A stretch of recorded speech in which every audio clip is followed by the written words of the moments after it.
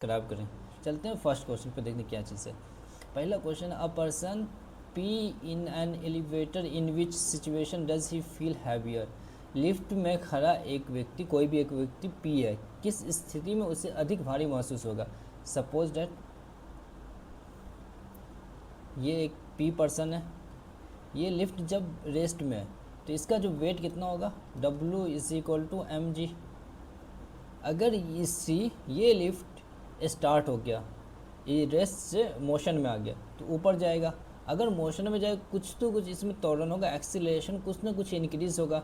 अगर यही जब एक्सीलरेशन इंक्रीज होगा तो इसमें क्या हो जाएगा, तब इसी पर्सन का वेट होगा W is equal to M G plus acceleration, कुछ तो कुछ इंक्रीज होगा। इसी अगर दोनों कंपेयर करेंगे, इसको कंपेयर करेंगे तो क्या हो जाएगा, एम ब्रैकेट जी प्लस ए ग्रेटर देन एम जी। तो लिफ्ट जब ऊपर जा रहा है तब मास हैवी हो रहा है, इंक्रीज हो रहा है। तो when the lift moves upward with the acceleration, acceleration से जो अपवर्ड जाएगा तब उसका बॉडी हैवियर लगेगा। तो जब लिफ्ट त्वरण के साथ ऊपर जाती है तो first option is the correct option. पहला ऑप्शन क्या है इसका सही है, उसका सेकंड ऑप्शन पढ़ना नहीं है, सेकंड ऑप्शन का कोई है ही नहीं इसमें लॉजिक। दूसरा पढ़ते हैं, if x is the temperature of system kelvin, x क्या है kelvin, kelvin of y is a degree.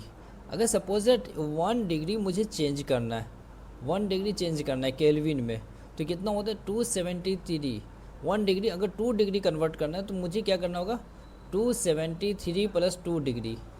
अगर देखो 2 यहाँ पे 2 डिग्री में, ये केल्विन में निकल गया, ये टोटल केल्विन में, ये डिग्री में आ गया। अगर इसे मुझे कन्वर्ट करना, कोई एक्स है डिग्री में कन्वर्ट करना तो क्या हो जाएगा यहाँ पे 273 प्लस वाई, क्योंकि वाई डिग्री में, अगर वाई का वैल्यू 2 डिग्री है और एक्स मुझे बोला है निकालने के लिए केल्विन में, तो कैसे निकलेगा, तो Y is equal to X is equal to 273 plus 2, तो 275 केल्विन आ जाएगा। तो इसका option first option is the correct option.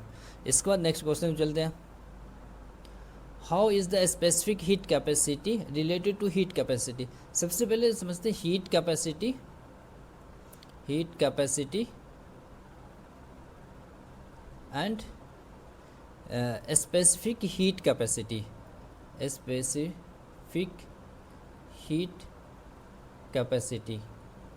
Heat capacity क्या होता है, अगर एक बॉडी है, सपोज डेट इज़ ये बॉडी, इस बॉडी का जो टेम्परेचर मुझे इंक्रीज़ करना है, 1 डिग्री इंक्रीज़ करना है या 1 केल्विन इंक्रीज़ करना है। अगर 1 डिग्री 1 इंक्रीज़ करना है, केल्विन टेम्परेचर इंक्रीज़ करना है, उसमें कितना हीट रिक्वायर्ड होगा, हाउ मच हीट रिक्वायर्ड। तो हीट जितना भी रिक्वायर्ड होगा उसी को मैं क्या बोलेंगे, हीट कैपेसिटी। इसी का फॉर्मूला होता है सी, हीट कैपेसिटी सी से डिनोट करते हैं, क्यू अपॉन के नीचे डेल्टा टी। क्यू किससे डिनोट करें, हीट सप्लाईज, हीट सप्लाई, कितना हीट सप्लाई हुआ इस बॉडी में, और ये temperature, change in temperature, change in temperature. अब हीट कैपेसिटी क्या होता है, इसमें भी अगर एक बॉडी, इसमें बहुत सारा ये कर दे रहा हूँ, अगर ये एक बॉडी है तो इस किसी भी सब्सटेंस के एक यूनिट मास का, अगर ये यूनिट मास में, यूनिट मास के अंदर मुझे 1 डिग्री या 1 केल्विन टेम्परेचर इंक्रीज़ करना है, क्या इंक्रीज़ करना है, टेम्परेचर इंक्रीज़ करना है, इसमें हीट कितना रिक्वायर्ड होगा, यूनिट मास में हीट कितना रिक्वायर्ड होगा, यूनिट मास में हीट कितना रिक्वायर्ड होगा, इसको क्या बोलेंगे, specific heat capacity. Specific heat capacity को मैं किससे डिनोट करते हैं, एस से डिनोट किया जाता है। इसका जो फॉर्मूला होता है क्यू, क्यू तो मालूम है क्या होता है, क्यू हीट सप्लाईज, नीचे एम मास और delta T change in temperature. अब ये equation first and second, formula first and second में कंपेयर करते हैं, तो ये देखो यहाँ पे क्यू अपॉन टी, तो यहाँ पे क्या हो जाएगा, क्यू अपॉन टी, तो ये सी का फॉर्म आ रहा है यहाँ पे, सी का फॉर्म। अगर मैं यहाँ पे चेंज करना चाहूँ, पेन से मैं चेंज करके दिखाता हूँ, सॉरी, अगर मैं कोई और पेन से यहाँ पे लेना चाहूँ, देखो तो ये देखो सी, ये क्या होगा, ये दोनों, ये पूरा सी आ जाएगा, तो एस इज इक्वल टू क्या हो जाएगा, सी अपॉन एम। इसमें कोई ऑप्शन है सी अपॉन एम, तो C option is the correct. समझ में आया? हीट कैपेसिटी को क्या कहेंगे? कोई बॉडी का टेम्परेचर मुझे इंक्रीज़ करना, उसमें हीट कितना सप्लाई हो रहा है उसको हीट कैपेसिटी बोलेंगे। सी से डिनोट होता है। इसे क्यू अपॉन टी क्यू, इसकी हीट सप्लाईज कितना हो रहा है, चेंज इन टेम्परेचर उसमें कितना हो रहा है। स्पेसिफिक हीट कैपेसिटी एक यूनिट मास में, एक यूनिट प्लेस में अगर मुझे इंक्रीज़ करना है टेम्परेचर, उसमें कितना हीट मुझे कितना मुझे हीट सप्लाई करना पड़ेगा, उसको बोलेंगे specific heat capacity. Heat capacity Q upon M delta T. This is the C option is the correct option. What is the emissive power of the sun and respect to the temperature? Emissive power क्या होता है? ये एक Stefan Boltzmann laws होता है। Stefan Boltzmann का laws होता है। इसके डायरेक्ट याद है, emissive power E is equal to directly proportion temperature का 4 टाइम्स होता है। अगर मैं इमिसिव पावर निकालना तो टेम्परेचर में 2 डिग्री ले लिया हूँ तो क्या हो जाएगा, 2 पे power 4 is equal to equal to 16। तो कितने टाइम्स इंक्रीज हो रहा है? 4 टाइम्स। इसका जो ऑप्शन होगा 16 टाइम्स या 8 टाइम्स या 4 टाइम्स, तो 16 टाइम्स इसका ऑप्शन हो जाएगा। करेक्ट ऑप्शन 16 टाइम्स, क्योंकि अगर 2 डिग्री हाईएस्ट 2 डिग्री लिया हूँ तो 16 टाइम 2 से यहाँ पे 2 से 3 डिग्री लूँ 4 टाइम्स तो काफ़ी ज़्यादा हो जाएगा। तो इसलिए इसका ऑप्शन 16 टाइम्स होता है। ये स्टीफेंस, इसका जो फॉर्मूला होता है E is equal to T पे पावर 4, इसको बोला जाएगा स्टीफेंस कांस्टेंट। स्टीफेंस कांस्टेंट बोला जाता है इसको, स्टीफेंस कांस्टेंट। इसका नेक्स्ट क्वेश्चन चलते हैं। थर्मोडायनेमिक्स का क्वेश्चन क्लास 11th का। Taken the through a cyclic ABCD में चल रहा है, shown in the figure. Heat rejected by the gas during the cycle process में हीट रिजेक्टेड कितना हो रहा है? तो ये कौन सा ग्राफ है? PNV ग्राफ है। PNV ग्राफ है। प्रेशर चेंज कितना हो रहा है? P से 2P से P हो रहा है, मतलब P से 2P हो रहा है और V से 3V हो रहा है।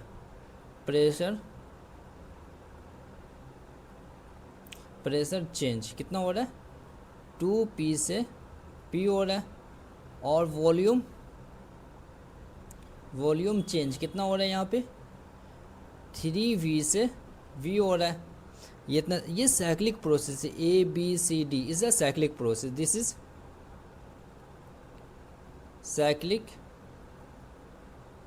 Cyclic process. अब इस साइक्लिक प्रोसेस में जो इंटरनल एनर्जी होता है delta U is equal to 0। Delta U means internal energy cyclic, क्योंकि सिस्टम में जो भी अगर ये साइक्लिक चल रहा है कोई भी, अगर यहाँ से स्टार्ट हुआ है इस साइकिल से होते फिर यहाँ आ गया, तो यहाँ पे क्या हो जाएगा? इसका 0 हो जाएगा। इसलिए इसका जो इंटरनल एनर्जी होता है 0 होता है। और थर्मोडायनेमिक्स का फर्स्ट लॉ क्या होता है? First law of thermodynamics, delta Q is equal to delta U plus W। Q is क्या होता है? थर्मोडायनेमिक्स। इसमें Q हीट हो गया, heat supplies. Q is equal to delta U 0 हो गया तो W आ जाएगा। Delta U is equal to W। Net exchange in close. अब इसमें हीट कितना हो रहा है? प्रेशर, तो P से 2P माइनस P, तो क्या हुआ? P बचा यहाँ पे, उसका 3V से माइनस V, तो 2V हुआ। तो W इज इक्वल टू क्या बचेगा यहाँ पे? 2V मल्टीप्लाई P, तो मतलब 2PV W। तो ये क्लोज में हीट ऑब्जॉर्ब होता है, क्लोज में हीट ऑब्जॉर्ब होता है। और एंड क्लॉकवाइज में हीट ऑब्जॉर्ब होता है। एंटी क्लॉक में हीट रिलीज होती है, तो इसका ऑप्शन क्या हो जाएगा? 2PV, क्योंकि इंटरनल एनर्जी 0 है। तो इसमें जो भी रिलीज हुआ 2P minus cycle minus P minus 2P minus P, single P बचा, 3P माइनस V 2V बचा, तो multiply W is equal to Q change temperature, heat ही है, हीट एब्जॉर्ब कितना हो रहा है? 2V मल्टीप्लाई 2P, तो ये क्लॉक वाइज में क्या होगा, हीट एब्जॉर्ब होगा, एंटी क्लॉक वाइज में हीट रिलीज होगी। तो इसका ऑप्शन 2 इसका थर्ड क्वेश्चन से चलते हैं 6 क्वेश्चन पे। A liquid taken in the vessels from 70 degree to 60 degree 5 minutes and 60 degree to 50 degree 7 minute, the room temperature is. एक पात्र में रखा हुआ द्रव 70 डिग्री से 60 डिग्री हो गया 5 मिनट के अंदर, तथा 60 डिग्री से 50 डिग्री हो गया 7 मिनट के अंदर। बोला कि कमरे का टेम्परेचर कितना होगा। तो मैं इस अगर एक 2 वेसल्स रखा हुआ, दोनों में लिक्विड है, एक में 70, दो में लिक्विड है, एक 70 से 60 डिग्री हो गया 5 मिनट के अंदर, फिर दूसरा उसी में 60 से 50 हो गया 7 मिनट के अंदर। तो पूछा गया कि इस रूम का जो सराउंडिंग होगा उसका हीट कितना होगा। तो ये सबसे पहले किसका दिया, न्यूटन्स लॉज ऑफ कूलिंग। ये जो कंसेप्ट है Newton laws of cooling, Newton बस मोशन में नहीं है, फोर्स में नहीं है, न्यूटन्स हर जगह है। तो ये हो जाएगा। तो रेट ऑफ कूलिंग, इसमें होता है रेट ऑफ कूलिंग, जितना भी कूलिंग हो रहा है जो भी चीज़, temperature difference body and surrounding, temperature difference body and surrounding. अब इसमें देखने क्या होता है, delta T temperature difference between temperature difference, delta T small T time taken, और डायरेक्टली प्रोपोर्शन होगा टेम्परेचर का माइनस टी एस सराउंडिंग का टेम्परेचर, जो भी टेम्परेचर। स्टेप फर्स्ट में देख लेते हैं। इसमें स्टेप फर्स्ट, ये थोड़ा लेंदी क्वेश्चन है। 70 से 60 डिग्री हुआ, फर्स्ट टाइम कितना लगा 5 मिनट। तो इसमें जो एवरेज टेम्परेचर निकलेगा फर्स्ट स्टेप में, एवरेज टेम्परेचर 70 प्लस 60 अपॉन 2, अगर कितना हो जाएगा 130 अपॉन 2, तो ये हो जाएगा 65 डिग्री। तो 65 डिग्री कितने मिनट में, 5 मिनट है, 5 मिनट यहाँ पे दे रखा है 65 5 मिनट में ये। और टेम्परेचर डिफरेंस विथ रूम के साथ में इसका टेम्परेचर डिफरेंस कितना है, temperature temperature difference of room के साथ इसका टेम्परेचर डिफरेंस कितना है। तो 65 माइनस थीटा मान लेता हूँ, theta is a room temperature, surrounding का टेम्परेचर। इसमें अब टाइम कितना हो जाएगा तुम्हारा 5 मिनट ये दे रखा है, इसका डिफरेंस कितना होगा 10 डिग्री। तो ये तुम्हें मालूम है डेल्टा टी अपॉन टेम्परेचर, तो 10 माइनस 5 तो 2 डिग्री। तो यहाँ पे 2 directly proportional to 65 minus theta, ये फर्स्ट निकला है। इसी तरीके से मुझे अब सेकेंड स्टेप निकालना है, स्टेप सेकेंड। अब ये फास्ट कर रहा हूँ, इसमें ज़्यादा टाइम नहीं लूँ। इसमें अब 60 प्लस 50 दे रखा है अपॉन 2, कितना हो जाएगा 55 डिग्री हो जाएगा अगर इसे माइनस करोगे तो। उसके बाद ये 55 डिग्री माइनस थीटा हो जाएगा। अब इसमें जो टेम्परेचर आ रहा है ये टाइमिंग वाला जो आ रहा है, तो टाइमिंग कितना हो जाएगा 10/7 डिग्री अपॉन 55 माइनस थीटा। इसे सॉल्व करेंगे, ये इसे सॉल्व करने पे कितना आ जाएगा 2/10 मल्टीप्लाई ऊपर 7 आ जाएगा, is equal to directly proportional to, is equal कर दे रहा हूँ यहाँ पर, ऊपर आ जाएगा तुम्हारा कितना 65 माइनस थीटा, नीचे 55 माइनस थीटा। तो ये 2 से 5 कैंसिल, वो इधर आएगा तो 7/55 minus theta is equal to 5 बचा है यहाँ पे, 5 ऊपर जाएगा, यहाँ पे 65 माइनस थीटा। अगर मैं इसे सॉल्व करूँगा थीटा को, तो theta is equal to 30 degree. आप सॉल्व कर लेना, ये आ जाएगा। तो इसमें क्या क्या, सबसे पहले फर्स्ट समझा न्यूटन्स लॉ ऑफ कूलिंग आ जाएगा। कूलिंग इसे कहते हैं रेट ऑफ कूलिंग, जितना भी कूलिंग हो रहा है वो डायरेक्टली प्रोपोर्शनल होगा temperature difference body and surrounding के बीच में, जो भी रूम में टेम्परेचर रखा हुआ। इसका फॉर्मूला होता है डेल्टा टी टेम्परेचर डिफरेंस, ये डेल्टा टी टाइमिंग का, और T temperature and the surrounding का टेम्परेचर। तो ये 10 डिग्री इसका डिफरेंस निकला। उसका एवरेज टेम्परेचर मुझे सबसे पहले निकालना है, एवरेज 65 डिग्री।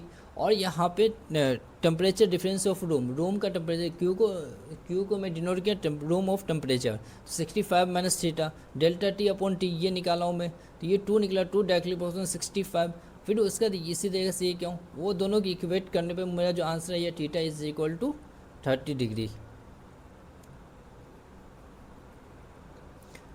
अब आ जाए, अब particular system of the gain 200 kilo joule heat result in a change in a internal energy 129 kilo, calculate the work done. Work done निकालना है मुझे, इसमें सिंपल है, 200 किलो जूल उसमें प्राप्त होती है 129 केजी जूल परिवर्तन होता है। तो क्या किया, कार से निकालना मुझे। कार निकालने के लिए क्या होता है इसमें, first law of thermodynamic, first law of thermodynamics क्या था यहाँ पे, क्या सिखाया था, Q is equal to delta U plus W।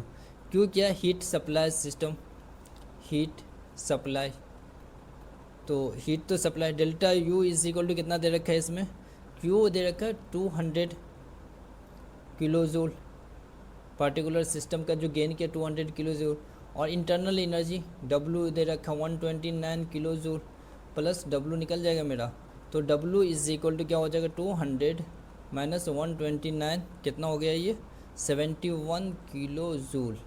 तो answer is the B option is the correct. A hot and cold body are kept in the vacuum separate from each other. What is the transfer process of the heat? पूछा गया कि एक hot and cold body are kept in the vacuum, vacuum के अंदर कोई भी materials present नहीं होता है, मटेरियल्स प्रेजेंट नहीं होता वैक्यूल के अंदर, नो सॉलिड होता है, नॉट सॉलिड होता है, नो गैस होती है, नो लिक्विड होता है, कुछ नहीं होता है इसके अंदर। तो इस किससे हीट ट्रांसफ़र करेगा, अगर मुझे रेडिएशन ही होगा इसमें, फर्स्ट ऑप्शन रेडिएशन, क्योंकि जब भी रेडिएशन निकलता है उसके लिए कोई भी मीडियम का ज़रूरत नहीं होता, वहाँ पे रेडिएशन में कोई भी मीडियम का ज़रूरत नहीं होता है, वो सिंपल हीट ट्रांसफ़र उस तरीक़े से करता है। कन्वेक्शन को भी ज़रूरत होता है, कंडक्शन हीट ट्रांसफ़र करता है कोई भी सॉलिड मटेरियल से, और टेम्परेचर रिमेंस अनचेंज, टेम्परेचर जब भी चेंज होगा हाई से लो की तरफ जाएगा। कन्वेक्शन जो गैस के फॉर्म में ये होता है, उसे गैस चाहिए, तो रेडिएशन के लिए कोई भी मीडियम का रिक्वायरमेंट नहीं होता, इसलिए ये option is the correct option, ये option is the correct option. Zeroth law of the thermodynamics state, उसमें जीरोथ लॉ में बता रहा हूँ यहाँ पे क्या होता है, अगर कोई सिस्टम ए है, क्या है, सिस्टम ए है, ए किसके इक्वल है, सी के इक्वल है, सी भी एक सिस्टम है, फिर कोई सिस्टम बी है, बी भी किसके इक्वल है, सी है, तो इस सिस्टम में बोला गया ए इज इक्वल टू सी, ये ए इज इक्वल टू बी, ये दोनों आपस में इक्वल होगा, ये तीनों आपस में इक्वल होगा, यही एक सिस्टम बोला गया तुम्हें। तो सिस्टम इसमें देखो, तो two thermodynamic system are always thermal equilibrium, ये दोनों इक्विलिब्रियम में आ रहा है, ये दोनों इक्विलिब्रियम में आ रहा है, थर्मल इक्विलिब्रियम। तो if the two system are thermal equilibrium or third system then they are thermal equilibrium with each other, the B option is the correct। अगर दो इक्विलिब्रियम इक्वल है, ये दोनों इक्वल है, तो तीसरा ऑटोमेटिक उसका इक्वल हो जाएगा, तो B option is the correct option. In the ideal gas equation PV बराबर nRT, तो there is n is the आदर्श गैस इक्वेशन में n का वैल्यू पूछा गया, n क्या दर्शाता है, n is the number of mole दर्शाता है, P इज इक्वल प्रेशर दर्शाता है, P प्रेशर होता है, V वॉल्यूम होता है, R कांस्टेंट होता है, और T टेम्परेचर होता है, तो n नंबर ऑफ मोल्स हो जाएगा, तो इसका option D option is the correct option. For a close system entropy change will be, entropy क्या होता है, इंट्रोपी कोई भी रेंडमनेस मेज़र करता है, कोई भी क्लोज सिस्टम रेंडमनेस, इंट्रोपी हमेशा इंट्रोपी प्लस होगा या ज़ीरो होगा, माइनस नहीं होगा इंट्रोपी। अगर डेल्टा एस इसमें अब देखो, अब लेस देन ज़ीरो नहीं होगा, ज़ीरो होगा, greater than zero and equal होगा, तो इसमें इंट्रोपी हमेशा दोनों चीज़ में होता है। जैसे तुम्हारा एक थर्मामीटर हो गया, thermometer is the example of किसका, इंट्रोपी का एग्जाम्पल है थर्मोमीटर। तो इसमें क्या हो जाएगा, greater than and equal to zero, minus कभी नहीं होगा इसमें। Which of the following conclusion other force alpha particle scattering experiment, इसमें कौन सा कंक्लूजन सही नहीं है, सही निम्नलिखित में से कौन सा रदरफोर्ड का अल्फा प्रकृति प्रयोग का निष्कर्ष नहीं है। अल्फा जब रदरफोर्ड ने प्रैक्टिकल स्टार्ट किया तो इसमें कौन सा इसका इसमें इम्पोर्टेंट नहीं, कौन सा उसमें इसमें नहीं, कंक्लूजन में नहीं है। तो सबसे पहले रदरफोर्ड ने गोल्ड फॉयल पे एक्सपेरिमेंट किया था। वो अल्फ़ा पार्टिकल जिसको हीलियम बोला जाता है, हीलियम से बम्बार्ड किया, उसने क्या देखा कि बहुत सारा पार्टिकल्स सीधा निकल गया, कुछ पार्टिकल्स हल्का टिल्टेड हो, कोई उसी पाथ पे रिटर्न बैक हो गया। तब इसने क्या दिया, most of the space inside the atom is empty. सही, बिल्कुल सही है कि अल्फ़ा पार्टिकल जब इससे आसपास हो गया तो मतलब वहाँ का स्पेस खाली था, इसलिए उसने पास किया। Most of the nucleus consist of the proton and neutron. Proton and neutron बाद में डिस्कवर होता, उससे पहले डिस्कवर नहीं होते जिस टाइम में ये प्रैक्टिकल कर रहा था अपना। Electron revolving around the nucleus, ये भी सही है, इलेक्ट्रॉन ये बोला था। Positive charge of the concentrated nucleus, nucleus एक पॉजिटिव चार्ज था, वो कंसनट्रेटेड होता है, इससे रिटर्न बैक होता था। तो बी ऑप्शन, ये जो nucleus consist of the proton and neutron है, बहुत बाद में जाके डिस्कवर हुआ था, तो इसलिए इसका option B option is the correct option.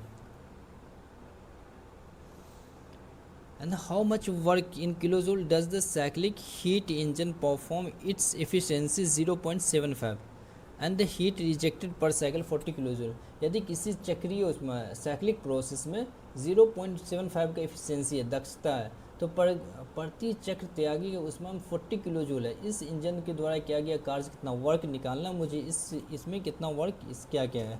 सबसे पहले हीट इंजन एफिशिएंसी क्या, हीट इंजन इफ़िशियंसी, तो ये होता है हीट इंजन एफिशिएंसी, इसे न्यू से रिप्रेजेंट करते हैं। ये होता है work upon Q H. Q heat absorb from source, Q H मतलब हीट एब्जॉर्ब फ्रॉम सोर्स, जो भी हीट क्यू एच, और इसका एक और फॉर्मूला था Q H is equal to W plus Q C. Q C heat rejected होता है, क्यू सी मतलब हीट रिजेक्टेड। अब इसे फॉर्मूला एन, ये मुझे मालूम है कितना है, इज इक्वल टू 0.75, और कुछ इसमें मालूम है मुझे, क्यू सी मुझे मालूम है कितना है 40 किलो जूल। रिजेक्टेड किया गया मतलब ये क्यू सी है, रिजेक्टेड किया गया है, तो मुझे क्या निकालना है, यहाँ पे वर्क डन निकालना है। वर्क डन कैसे निकलेगा, अब मुझे क्यू एच का वैल्यू पता है मुझे यहाँ पे, तो efficiency is equal to W upon W plus Q C. तो डब्लू मुझे मालूम, डब्लू नहीं मालूम है, ये 0.75 is equal to W upon W plus 40, तो ये इधर आएगा, तो 0.75 W plus 40 is equal to W, तो ये 0.75 W is equal to plus 30 is equal to W,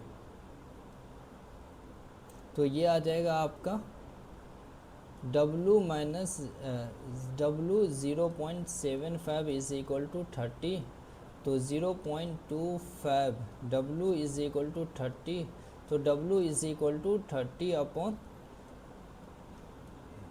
decimal हटेगा तो ऊपर 30, तो ये कैंसिल हो जाएगा, कितने टाइम में कैंसिल होगा ये 120 टाइम में, 120 किलो जूल। तो इसका option D option is the correct option. Fusion of the nucleus is achieve by the bombarding. Fusion achieve किससे होता है, प्रोटॉन से नहीं होता, प्लस होता है। इलेक्ट्रॉन रिवॉल्विंग करता है, एक्सरेस भी इसमें काम नहीं होता उस टाइम, तो न्यूट्रॉन यूरेनियम से फ्यूजन होता है, यूरेनियम 235 और 92 of the option is the correct option. What are the limitation of the Rutherford model of the atom, क्या क्या इसमें लिमिटेशन क्या था, इसका लिमिटेशन क्या था जब रदरफोर्ड ने ये एक्सपेरिमेंट किया था। तो most of the mass concentrated centre सही था। Nucleus is the at the centre of the atoms सही है। Revolving electron lose energy and fall into the nucleus, जब कोई चार्ज पार्टिकल सर्कुलर पाथ पे मूव करेगा तो वो एनर्जी लूज़ करेगा, तो इलेक्ट्रॉन न्यूक्लियस के चारों ओर रिवॉल्व कर रहा है, तो इसलिए एनर्जी लॉस कर रहा है, तो वो न्यूक्लियस में गिरेगा। तो C option is the correct option इसका। Rutherford's alpha particle experiment show that the atoms, किस चीज़ का शो किया था इसमें? रदरफोर्ड अल्फा कण प्रयोग ने दर्शाया कि परमाणु में होता है। क्या परमाणु में होता है? न्यूक्लियस होता है। B option is the correct option. Nucleus ही किया गया। प्रोटॉन बाद में हुआ, न्यूट्रॉन भी बाद में हुआ, इलेक्ट्रॉन आ गया था, लेकिन ये डिस्कवर नहीं किया था। इलेक्ट्रॉन में कुछ और डिस्कवर किया था। न्यूक्लियस इज़ द नाविक is the correct option. Which of the following atom spectrum suitable Bohr's atoms, Bohr's atom में हमेशा कौन आएगा? बताओ। बोर्स एटम में सिंगल, बोर्स मॉडल में सिंगल इलेक्ट्रॉन स्पीसीज होगा। सिंगल इलेक्ट्रॉन स्पीसीज में ये आएगा सिंपल इलेक्ट्रॉन। जैसे अगर मैं देख लूँ यहाँ पे, जैसे हाइड्रोजन हो गया, हाइड्रोजन हो गया, ये इसका इलेक्ट्रॉन 1 होता है। इसमें जो ऑप्शन दे रखे बेरिलियम के कितना होगा? 4 होता है, एटॉमिक नंबर 4 होता है, तो ये तो आएगा नहीं। हीलियम का कितना होगा? हीलियम का 2 होता है, बस 1 इलेक्ट्रॉन इसने लूज़ कर रहा है, तो -1 तो 1, तो इसका 1 इलेक्ट्रॉन आ रहा है, क्योंकि बहुत सिंगल इलेक्ट्रॉन स्पेसिस पे काम होता है। लिथियम में कितना हो जाएगा? 3 होता है, 1 इलेक्ट्रॉन लूज़ कर 2 होगा, ये इसका 2 हो जाएगा। इसका बी ऑप्शन हीलियम प्लस हो जाएगा करेक्ट ऑप्शन। इसके बाद चल रहे हैं इसका ये वाला, इसमें बताएं। Goldstein, Chadwick's, J Thomson, John Dalton. अच्छा ये जॉन डाल्टन से स्टार्ट होता है। ये किसने दिया था? एटॉमिक थ्योरी दिया था। डी का first number John Dalton, B का फर्स्ट नंबर, डी का फर्स्ट नंबर। उसका देखो जे थॉमसन क्या दिया था? इलेक्ट्रॉन दिया था। ये हो गया। सी का फोर्थ नंबर, सी का थर्ड नंबर, सी का थर्ड नंबर गया। डी का फर्स्ट, ये हो गया। सी का थर्ड, तो ये हो गया। ये दोनों मिल गया। अब तीसरा बी का fourth, Goldstein. B Chadwick ने क्या दिया था? न्यूट्रॉन दिया था। चैडविक ने न्यूट्रॉन दिया था। बी का 4, ए का गोल्ड स्टीन ने प्रोटॉन दिया था। मतलब इसका option B option is the correct. इस तरीके से मैं इसको निकाल सकता हूँ। अगर 2 का मालूम है, 2-3 ऑटोमेटिक निकल जाएगा। ये uncertainty position and momentum equal than the uncertainty. इसमें पूछे गए यदि स्थिति या संवेग में अनिश्चितता होगी, अगर ये दोनों इक्वल दे रखा है, तो इसका जो अनसर्टेनिटी हिंसबर्ग, इसमें कौन सा हो गया? हिंस, HISN, हिंसबर्ग। अनसर्टेनिटी प्रिंसिपल क्या होता है? Uncertainty del x delta P greater than H/2 pi. Delta X is the uncertainty position, uncertainty position। ये हो गया मोमेंटम, ये कांस्टेंट WP। ये दोनों बोला गया कि x is equal to P equal है। अगर इसको मैं अल्फ़ा मान लूँ, इसको भी अल्फ़ा मान लूँ, तो क्या हो जाएगा? Alpha into alpha is equal to H/2 pi. तो अल्फ़ा का square is equal to H/2 pi. तो यहाँ पे alpha is equal to under root H/2 pi. कोई ऑप्शन है इसमें? B option is the correct option. What is the molecular formula of butene? Butene YIENE के form में आता है। तो इसका जो फार्मूला CnH2n-2, तो इसमें जो भी आएगा, अगर यहाँ पे ब्यूटीन मतलब 4, ब्यूट मतलब 4, तो यहाँ पे अगर 4 लिखूँ, C4H2 मल्टीप्लाई 4-2, तो C4H8-2, क्या हो जाएगा? C4H6। कोई ऑप्शन है इसमें? C4, D option is the correct option. और इसी तरह अल्केन का जो होता है CnH2n+2 अल्कीन, जिसमें अल्कीन ALKEN, ये होता है CnH2n। ये दोनों फार्मूला है। अब ब्यूट 4 को बोला जाता है, जैसे मेथ 1 को बोला जाएगा, उसे ब्यूट इस 4th को बोला जाता है। इसके बाद चलते हैं नेक्स्ट क्वेश्चन। इसमें बोला गया कि 2 स्फेरिकल 10 kg दरमियान के 2 गोलाकार 10 मीटर की दूरी पर, 10 kg दोनों गोलाकार है, मतलब M1 भी कितना kg का है?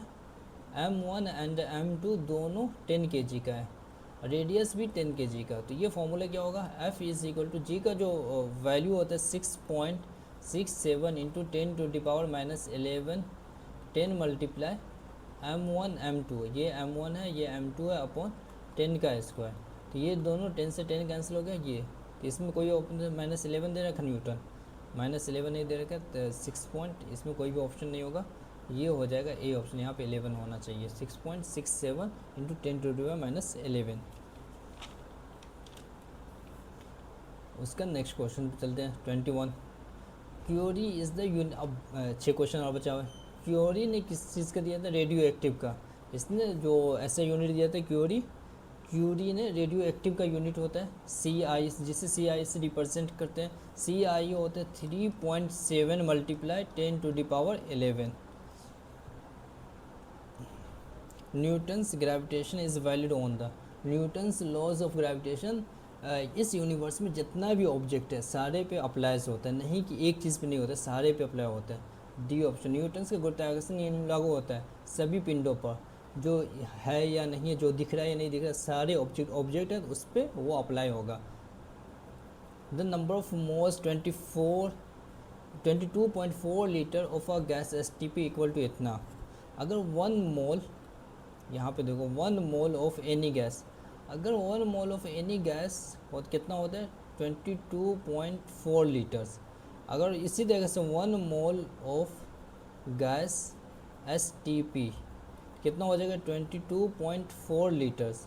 तो इसी तरह से 1 mole is equal to Na कितना होता है 26.02 इंटू 10⁻23। ये ऑप्शन है कहीं पे 6.02 into 10⁻, mole, this is the A option is the correct option. Which of the following is the non metal.